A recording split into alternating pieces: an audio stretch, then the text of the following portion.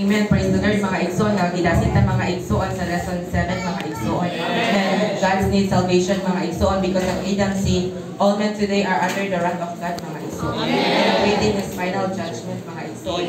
But praise the Lord that through the love of God, He came to save us mga igsoon. Praise the Lord that the source of salvation is God's love. Man, praise the Lord that He gave His life as a ransom mga igsoon. And praise the Lord mga igsoon nga. Hallelujah, because of His great love for us, it is warranted that He will be filled with His life and fulfill His eternal purpose. May makita na ito mga igsoon, mga nagkinahanglan, tagkaluwasan mga igsoon. Tungod kay ikaw sa nabong sa ebas na kahoy sa kaiban lumaayo ugasan mga igsoon. Ang nalikuyan na bang sala mga igsoon, ug ni-inject din ka nato mga igsoon. Jesus nga, salamat sa Ginoo nga gipadala niya ang iyang buktong anak pinaagi sa pagluwas nato mga igsoon. May nga mauna kita karon nakadawat sa kaluwasan mga igsoon.